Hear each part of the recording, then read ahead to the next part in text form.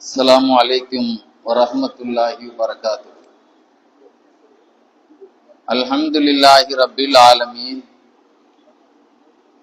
வஸ்ஸலாத்து வஸ்ஸலாமு அலா சய்யிதில் முர்சலீன் வ ஆலிஹி வ ஸஹ்பிஹி அஜ்மஈன். சங்கையான அல்லாஹ்வுடைய நல்லடியார்களே, பெரியோர்களே, உங்களுக்கு முன்னால் ஒரு முக்கியமான சட்ட பிரச்சனையை, இன்னைக்கு எந்த சட்டம் பிரச்சனையிலே மக்கள் எல்லாம் தெளிவை தேடி அலைகிறார்களோ, ஏன் ஆலிம்களுக்கு கூட இந்த சட்டம் ஒரு சிம்ம சொப்பனமாகத்தான் இருக்கும். ரொம்ப கடினமான கேள்விகளுக்கு சரியான பதில்கள் சொல்லப்படவில்லை. ஜக்காத் பிரச்சனை, ஜக்காத்துங்கிறது எவ்வளவு கொடுக்கணும், என்னென்ன பொருளை கொடுக்கணும், யாரெல்லாம் கொடுக்கணுங்கிறதுல நிறைய ஒரு தெளிவு இல்லாமல் நிறைய பேர்கள் கஷ்டப்படுகிறார்.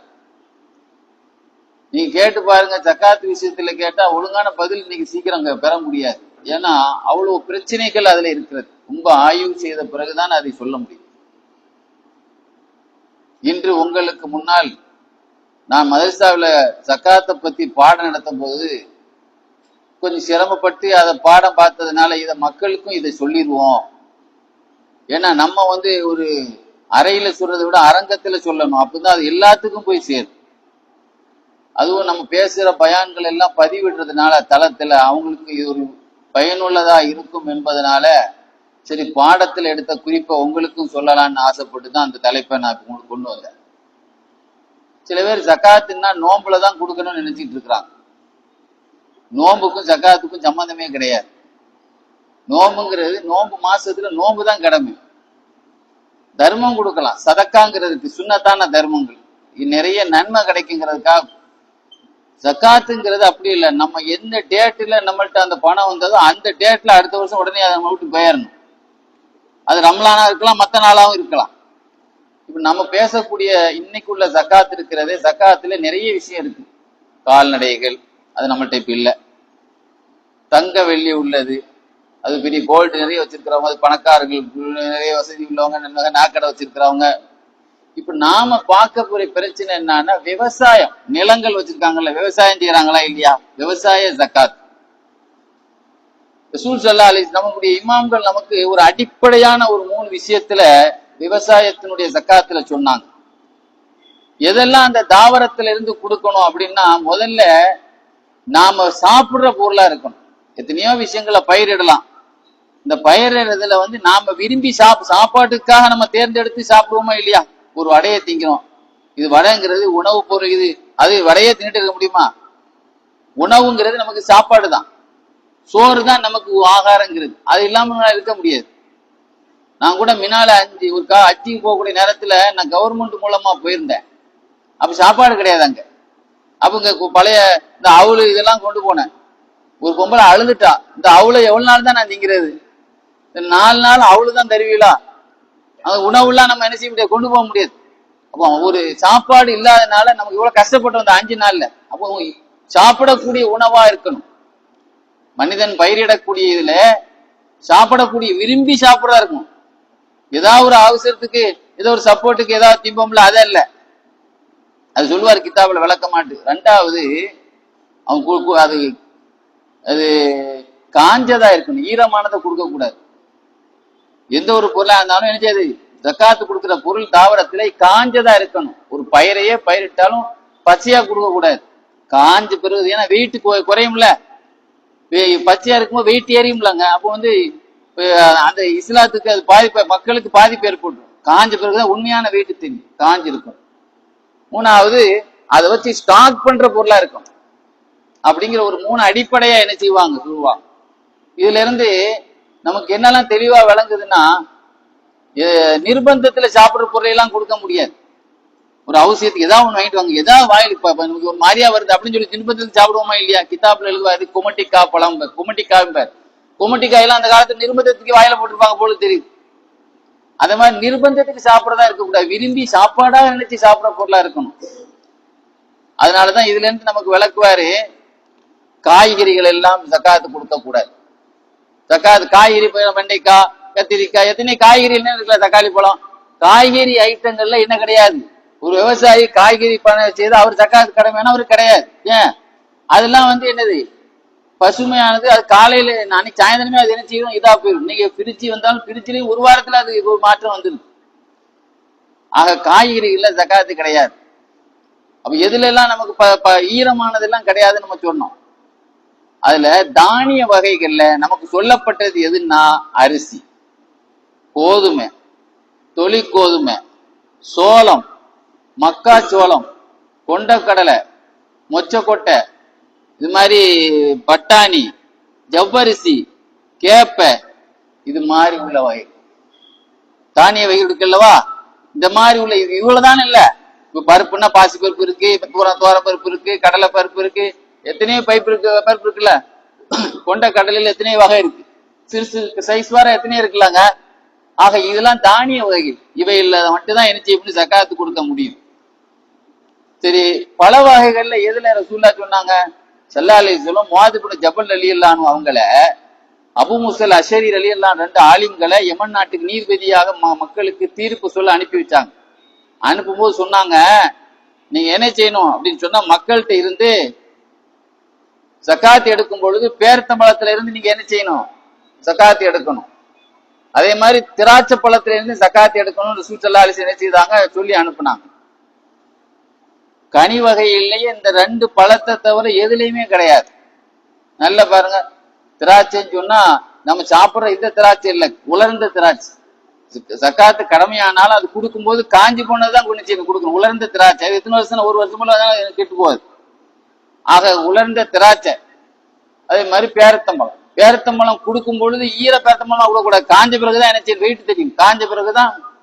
ஆக அரசாங்க அதிகாரி வந்து அது கனிஞ்ச நிலையிலேயே மரத்துல என்ன செய்வார், கணக்கு போட்டுட்டு போயிடுவார். ஆனா அது காஞ்ச பிறகுதான் என்ன செய்யணும், கொடுக்கும். திராட்சை கொடியில் இருக்கும்போது அந்த திராட்சை பழத்தை என்ன செய்வார், மதிப்பிட்டு போயிடுவார். அதை எடுத்து வச்சு பாடம் பண்ண பிறகுதான் என்ன செய்யணும், காஞ்ச பிறகுதான் அதை வெயிட்டு போட்டு கொடுக்கும்.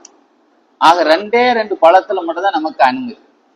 அதுல எந்த பழம் இது ஓனியா சொல்லிட்டே தேவை, கொய்யா பழம், அந்த பழம் நிறைய சொல்றாரு.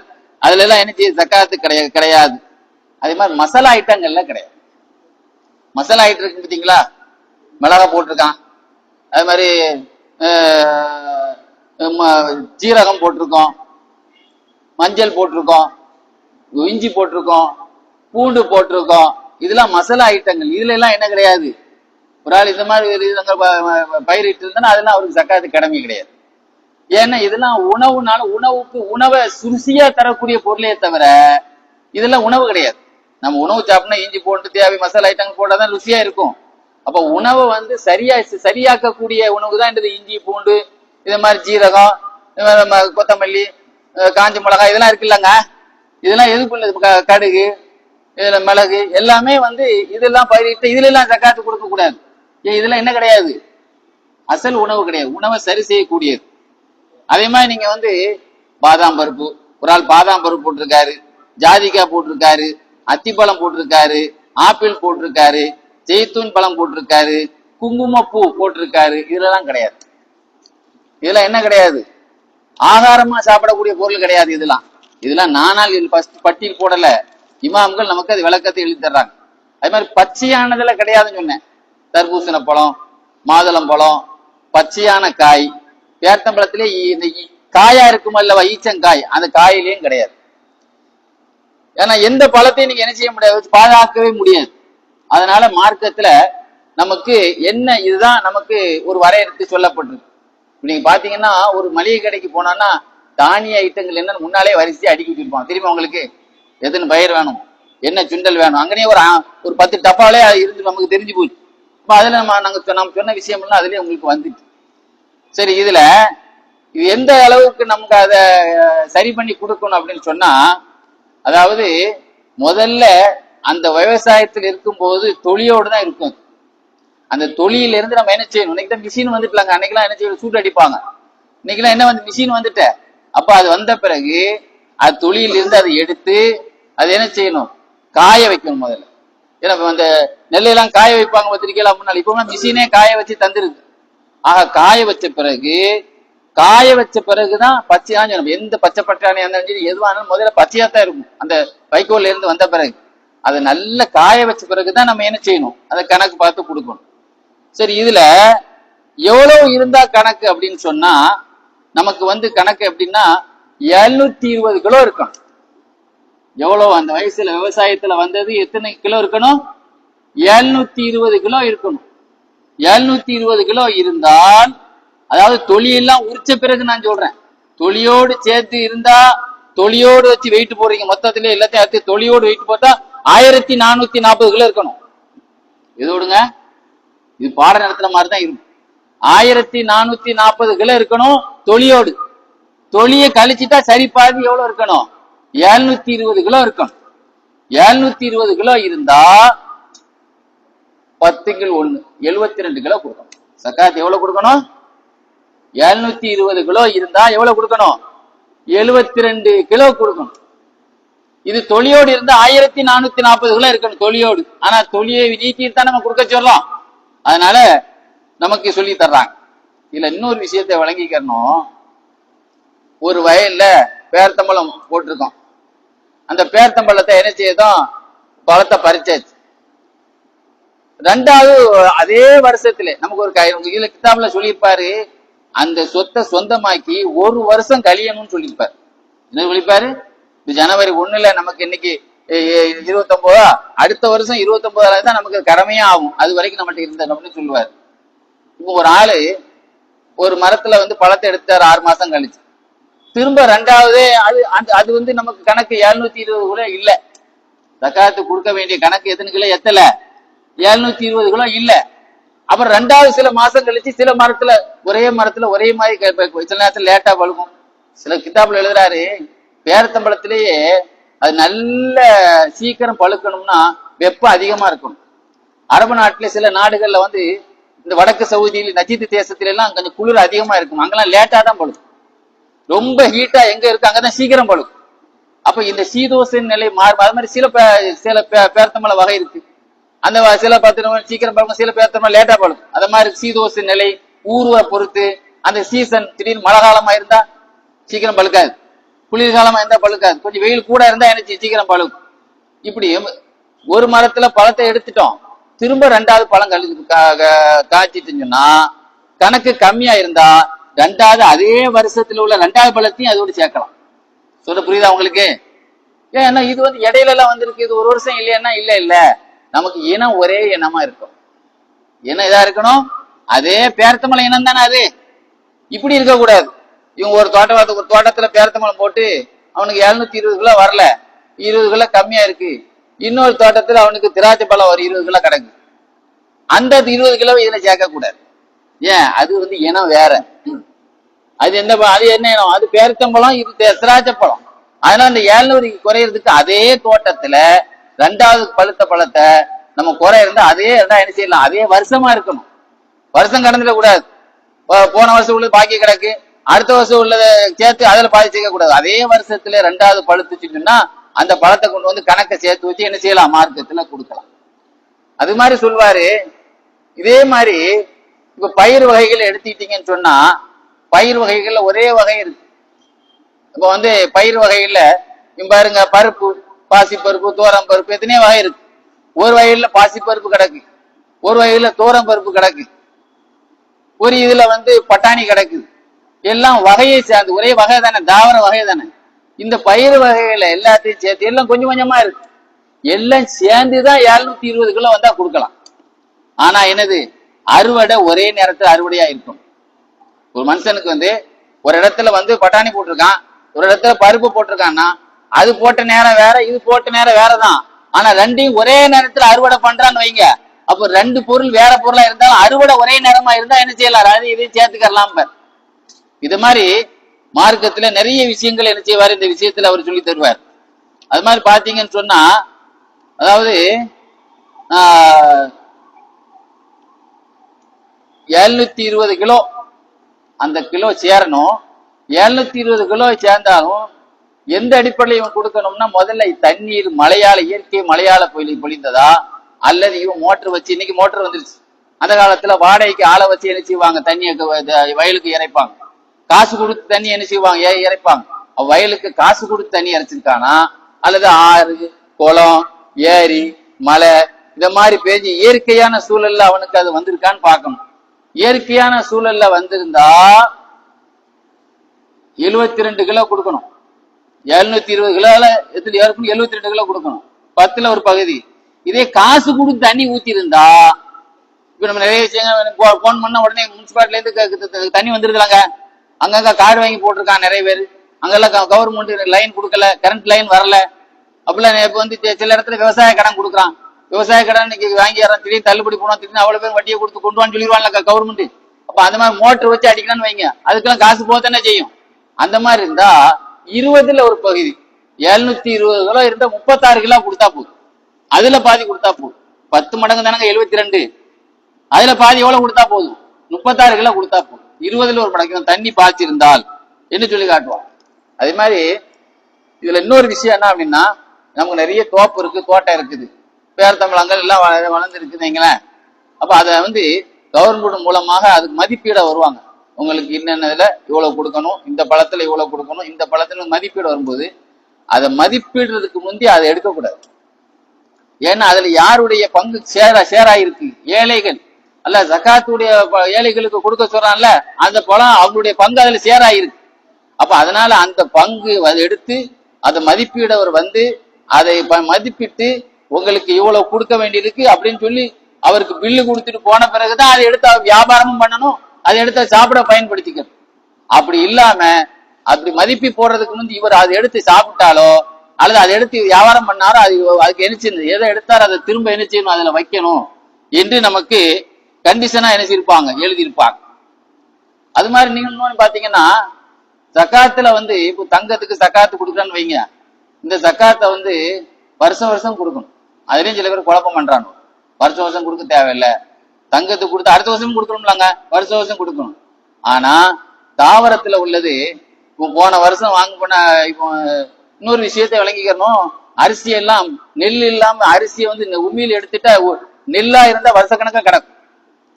நெல்லாவே இருந்தான்னா எத்தனை வருஷம்னாலும் 2-3 வருஷம்னாலும் கிடக்கும். ஆனா நெல்ல இருந்து நம்ம உமியை பிரிச்சு அரிசி ஆக்கிட்டேன்னா அரிசி ரொம்ப நாள் கிடக்காது. அதனாலதான் அவர் சொல்லுவாரு, கிதாபுல சொல்லுவாரு, அதாவது யமன் நாட்டுல ஒரு கோதுமை ஒண்ணு விளையுது, இங்க கிடையாது. அந்த கோதுமையில ஒரு விதையில 2 கோதுமை இருக்கும். அது அங்கதான் இருக்காது. ஒவ்வொரு விதையில ஒண்ணு தானங்க இருக்கும், இல்ல அது ஒரு நெல்ல ஒரு அரிசி தானே இருக்கும். ஆனா அந்த யமன் நாட்டுல உள்ள அந்த அல்ஸ்பாங்க கிதாபுல, யமன் நாட்டுல உள்ள ஒரு கோதுமை, அதுல வந்து 2 அதுலதான் அவங்க உணவு தயார் பண்ணுவாங்களாம். 2 விதை இருக்கும். அந்த மாதிரி உள்ளதுலாம் அது விதைய நீக்கி நாம கீழே பிரிச்சுட்டா உடனே கெட்டு போயிடும். அது மாதிரி பாருங்க, இன்னைக்கெல்லாம் அரிசி எடுக்கிறான்னு அவன் ஸ்டாக் வைக்க மாட்டான், அடுத்து வித்துக்கிட்டே இருப்பான். அப்படித்தானே இருக்கு, கடையில ஸ்டாக் வைக்க மாட்டான். ஏன்னா இருந்துட்டுனா ஒரு மாதிரியா கருப்படிச்சிடும். அதனால சொல்றாரு, அரிசியையும் அந்த யமன் நாட்டுல உள்ள டபுள் விதை உள்ள கோதுமையை மட்டும் எதுல இருந்து நீக்க கூடாதுன்னு பாரு, அந்த தொழியோடு வச்சிடணும் பாரு. அந்த தொழியோடு தான் என்ன செய்யும், ஜக்காத்து கொடுக்கணும் பாரு. ஏன்னா அது எடுத்துட்டா என்ன ஆயிரும், அது கெட்டு போயிரும் பாரு. அது மாதிரி ஒரு தடவை ஜக்காத்து கொடுத்துருன்னு வைங்க, இன்னைக்கு எல்லாம் யார்ட்டையும் வயல் இல்லை, ஏக்கர் கணக்கு அந்த காலத்துல வயல் வச்சிருந்தாங்க. அறுவடை ஆனவன்னு உடவுல வந்து மூடை மூடையா வந்து அடுக்குவாங்க அரிசி, அதாவது நெல்லோடு இருக்கு. அடுத்த வருஷமும் அது நெல் இருக்குன்னா அடுத்த வருஷம் கொடுக்க கூடாது, ஏன்னா போன வருஷத்தான் அதுல கொடுத்தாச்சே. ஆனா ஒரு வருஷம் விவசாயத்தில இருந்து கொடுத்தத அடுத்த வருஷம் என்ன செய்யக்கூடாது, நம்ம வீட்டுல மூட்டையில இருந்து கொடுக்க கூடாது, 2வது தனியா பயிரிட்டா தான் என்ன செய்யணும், கொடுக்கணும். அது மாதிரி ஒரு இமாம் என்ன செய்வான், அந்த அரசாங்கம் இஸ்லாமிய அரசாங்கம் எவன் ஜக்காத்து கொடுக்குறான், அன்னைக்கு எவன் ஒழுங்கா கொடுக்கறது இல்ல. இஸ்லாமிய அரசாங்கம் இருக்கிற காலத்துல ஒரு இமாம் ஆட்சியாளர் என்ன செய்யணும்னா, ஒரு ஆளை அனுப்பி வைக்கணும் அந்த தோட்டத்துக்கு. அவரு நல்ல மதிப்பீட தெரியணும். ஒரு தோட்டத்தை பார்த்த உடனே இதுல எத்தனை கிலோ பேர்த்தமலை இருக்கு, இதுல நீங்க இவ்வளவு கொடுக்கணும், அந்த மதிப்பீடக்கூடிய ஞானம் இருக்கும். இன்னைக்கு பாருங்க, ஒரு இன்ஜினியர் ஒரு இடத்த பார்த்த உடனே, பிளாட்டை பார்த்த உடனே இதுல இத்தனை லட்ச ரூபாய் செலவாகும், இவ்வளவு மூடை சிமெண்ட் வரும், இவ்வளவு ஒரு கற்பனை வீடையே கொண்டு வந்தாரார்ல அவரு. பிளாட்டை பார்த்த உடனே எதை கொண்டு வந்தாரு, கற்பனை வீடையே கொண்டு வந்தாரால். இது இத்தனை கிலோ கரெக்டா வரும், என் கொத்தனார்லயே நான் பார்த்தேன், இவ்வளவுதாங்க செலவாகுனார், கரெக்டா அது மாதிரிதான் செலவாச்சு. அதுல அனுபவத்துல இருக்கிறாள்ல, அது மாதிரி நல்ல நாலேஜ் உள்ள ஆளை அனுப்பணும். அவர் வந்து மதிப்பிடக்கூடிய ஒரு ஆளை அனுப்பணும். அவர் அல்லாவை பயப்படுற ஆளா இருக்கணும். இவன் போய் அங்க போய் இருந்துட்டு அவனுக்கு தோதுவா நிறைய அநியாயம் பண்ண மாதிரி என்ன செய்யக்கூடாது, பண்ணக்கூடாது. ஆக மதிப்பிடக்கூடியவர் நினைச்சு நாங்க போய் மதிப்பிட்டு அவர் அந்த மரங்களை அப்படி சுத்தி வருவார். இதுல எவ்வளவு எடுத்து வைங்க, இதுல எவ்வளவு எடுத்தாங்கன்னு சொல்லிட்டு இதெல்லாம் உங்க பேர்ல பொறுப்புன்னு சொல்லிட்டு வந்துருவார். அதுக்கு பிறகுதான் அதை அறுவடை செய்து அதை அரசாங்கத்துக்கு அவர் கொடுப்பார். இப்போ ஒரு வயலை நம்ம என்ன செய்யற விவசாயம் பண்ணி ரெடியா இருக்கும் போது திடீர்னு வெள்ளம் வந்துச்சு. வெள்ளம் என்ன செய்யுதுன்னா அவளத்தையும் அடிச்சு கொண்டு போய் வேற ஒரு இடத்துல கொண்டு போட்டு. இப்ப நமக்கு ஜக்காத்து கடமையான கடமை கிடையாது. ஏன்? நமக்கு கடமையான நேரத்துல அது அந்த வெள்ளத்தால் வேற இடத்துக்கு போயிட்டாது, அது வேற ஒரு இடத்துல போய் அது அந்த அவ்வளவு பொருள் போய் கிடக்குது. அப்ப நமக்கு கடமை கிடையாது அப்படிம்பார். ஒரு மதிப்பீட்டாளர் மதிப்பீட்டு போன பிறகு இயற்கையான சீற்றத்தின் மூலமாக அது அழிந்து விட்டால் அவன் பேர்ல என்ன செய்யாது, ஜக்காத்து கிடையாது அப்படிம்பார். ஆக ஜக்காத்துடைய விஷயத்துல நாம கொடை வள்ளலா நடக்கணுமே தவிர கரெக்டா இருக்கக்கூடாது. ஏன்னா அல்ல நம்ம கரெக்டாவா தரலாம் நமக்கு. இன்னைக்கு பாருங்க, ஒரே ஒரு பல்லு விஷயத்துல பாருங்க, அன்னைக்கு போய் ஒரு பல்லு முடுக்க போனேன், 7000 ரூபாய்க்கு. அப்பதான் வரும்போது நினைச்சேன், ஆண்டவா ஒரு பல்லு அவன் அடைக்கிறதுக்கும் வேற சிகிச்சைக்கு 7000 ரூபான்னா நீ எத்தனை பல்லு எனக்கு தந்திருக்க? நமக்கு இத்தனை வயசு வரைக்கும் அந்த பல்லுக்கு ஒரு பல்லுக்கு 7000ன்னா எத்தனை பல்லுங்க? அப்ப நம்ம வாய்க்குள்ளேயே எத்தனை லட்சத்தை சுமந்துட்டு அலையிறோம். அவன் மிரட்டல செய்யறான். 3500 ரூபாய்க்கு போடவா 6000 ரூபாய்க்கு பல்லு வைக்குவான்னு கேட்க. என்னங்க 6000 ரூபாய்? அதை விட ஸ்பெஷல் ஒண்ணு வந்திருக்குங்க. ஆக மனுஷனுக்கு சேப்புல ரூபாய் இருக்கு, நிறைய பேர் கவலைப்படுறான் இல்லன்னு, ஏடிஎம் கார்டு இல்லன்னு. வாய்க்குள்ள பல்லாகவே எத்தனை முத்துக்களை நம்ம வச்சிருக்கோம். ஒரு பல்லுக்கு ரேட்டு ஒரு வைர கல்லு ரேட்டு மாதிரி அவன் சொல்றான், 7000 கல் அப்படின்னு சொல்றான்.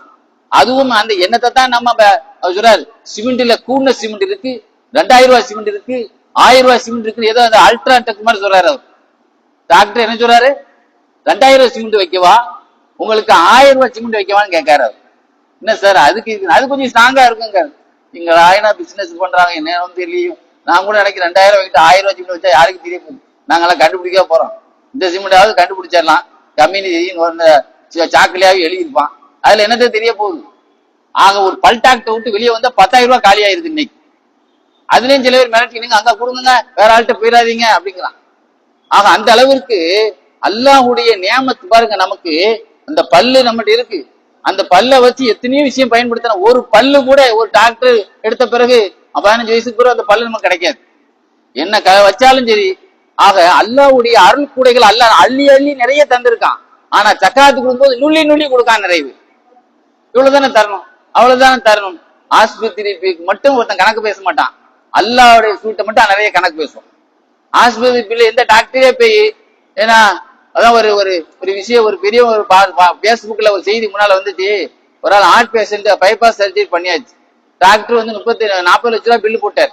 எந்த ஆஸ்பத்திரின்னு கேட்காதியா, வாட்ஸ்அப்ல 40 லட்ச ரூபாய் பில்லு போட்டார். அப்ப அவர் தேம்பி தேம்பி அழுதாராம் அந்த பெரிய மனுஷன். அவருக்கு 80 வயசு.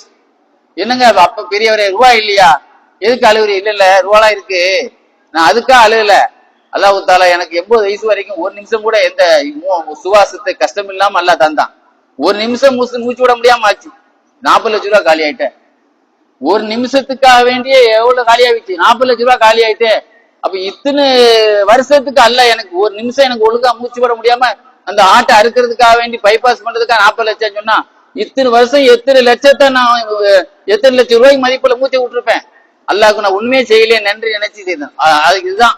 அதனால ஜக்காத்து விஷயத்துல எவ்வளவு கரெக்டா சொல்லுங்க, எவ்வளவு கொடுக்கணும், எவ்வளவு கரெக்டா சொல்லுங்க. அது மாதிரி உண்டியல் போடுற மாதிரி டோக்கன் போடுற மாதிரி சொல்லக்கூடாது. அதுல விசாலமாக அல்லாஹ் சுப்ஹானஹு வ தஆலா உபை இப்னு காபிர் ரலியல்லாஹு ஜக்காத்து வாங்க போனாங்களாம். ஒரு ஆள்கிட்ட போய் ஒரு குட்டியை தாங்கன்னாங்களாம். குட்டியை வச்சு நீங்க என்ன பண்ண போறீங்க? ஒட்டக குட்டியை வச்சு என்னால பெரிய ஒட்டகமா தரேன், அதை வச்சு பாலும் கறக்கலாம் பயணமும் செய்யலாம். ஒட்டக குட்டியை வாங்கி நீங்க பாலும் கறக்க முடியாது, பயணம் செய்ய முடியாது. இல்லங்க நான் ரசூலுல்லாஹ் கேட்டுன்னு தான் வாங்க முடியும். நீங்க குட்டியை வாங்க அந்த இடத்துல பெரிய ஆளத்துக்கு போயிட்டு அநியாயமாயிருமதே. ரசூலுல்லாஹ் போய் சொன்னாங்களாம், சொல் அவருக்கு அது கடமை இல்ல, பெருசா கொடுத்தா அல்லாஹ் பெருசா கொடுப்பான்னு சொல்லு. என்ன சொன்னாங்க? அவர் பெருசா கொடுத்தா அல்லாஹ் பெருசா கொடுப்பான்னு சொல்லு. நீ கம்மியா கொடுத்தா கம்மி, நீ கணக்கு பார்த்து கொடுத்தா உனக்கு அல்லாஹ் கணக்கு பார்த்து தருவான். அப்படித்தானே அர்த்தம் அதுக்கு. அல்லாஹ் சுப்ஹானஹு வ தஆலா நம்மளை எல்லாம் கணக்கு பார்க்காம அல்லாஹ்வுக்காக கொடுக்கக்கூடிய பாக்கியத்தை அல்லாஹ் தருவானாக. நமக்கும் அல்லாஹ் கணக்கு பார்க்காம எல்லா பாக்கியத்தையும் அல்லாஹ் தந்தருள் புரிவானாக. வாஹிர் தாவான் அல்ஹம்துலில்லாஹி ரப்பில் ஆலமீன். அஸ்ஸலாமு அலைக்கும் வரஹ்மத்துல்லாஹி வபரகாத்துஹு.